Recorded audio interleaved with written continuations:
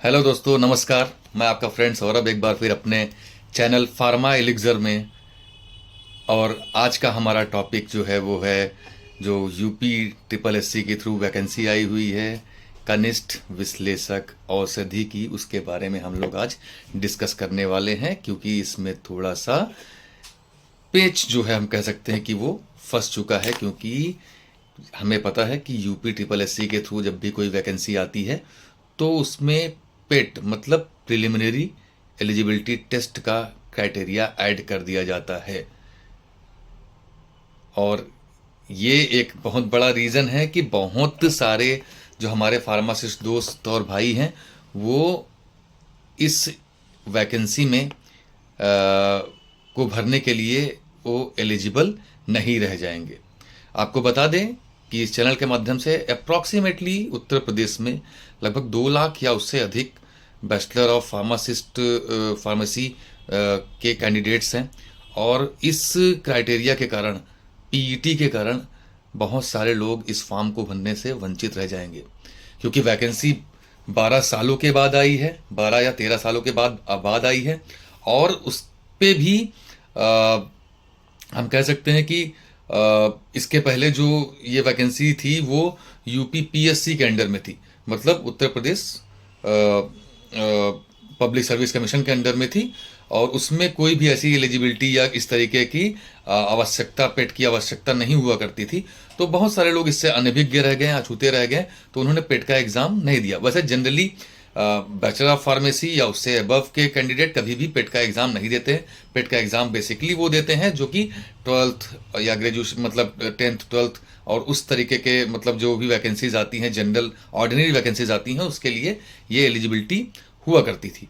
लेकिन क्योंकि 4200 पे बैंड ग्रेड के अंदर या 4200 या उससे कम पे ग्रेड की वैकेंसीज को डाल दी गई है यूपी ट्रिपल एससी के अंडर में, तो इसकी वजह से इसमें भी पेट का क्राइटेरिया कर दिया गया है।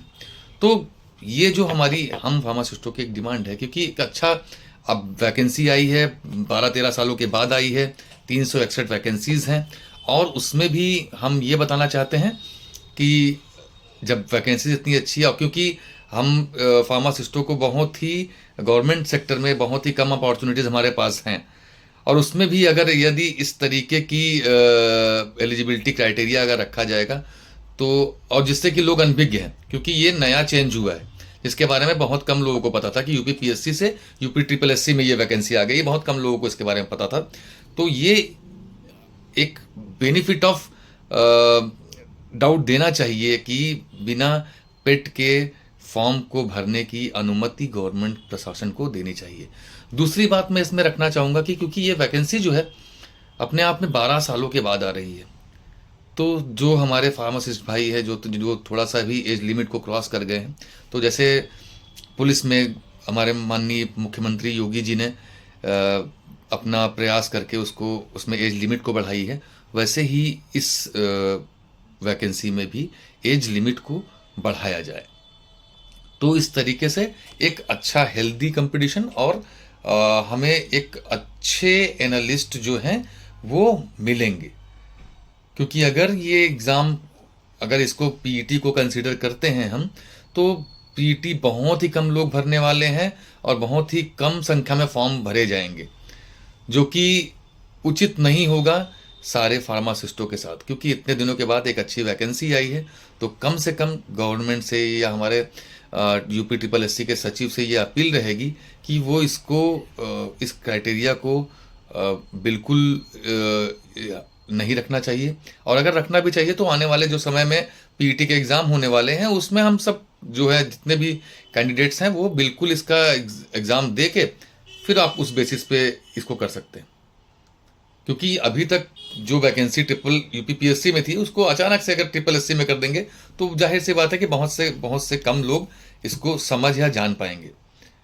और बिल्कुल इस हमारी पूरी कोशिश ये रहेगी, हम लोग इस पर प्रयास भी कर रहे हैं, हम काफ़ी आवेदन भी कर रहे हैं और निवेदन भी कर रहे हैं कि इसको क्राइटेरिया में ना रखा जाए।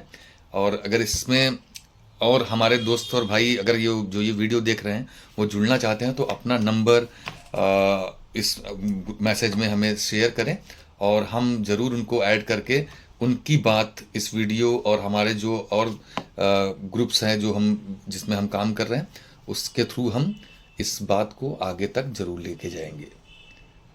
तो मुझे लगता है कि आप लोगों को ये एक ज्वलंत मुद्दा है जिसको कि आगे शेयर करना चाहिए और लोगों को बताना चाहिए, अवेयर कराना चाहिए इसमें, ताकि हम लोग जितने भी फार्मासिस्ट हैं, जितने भी एलिजिबल फार्मासिस्ट हैं, वो इस वैकेंसी को में बैठ सके और एक सुचारू रूप से जैसा पिछली बार हुआ था उसी तरीके से इस बार भी हम इस वैकेंसी में एलिजिबल होकर अपना फॉर्म आवेदन कर सकें और फिर देखा जाएगा वैकेंसी इतने लोग के अच्छे हेल्दी कंपटीशन में जो अच्छे फार्मासिस्ट होंगे वो इस पोस्ट को अधिग्रहण कर सकेंगे उसका।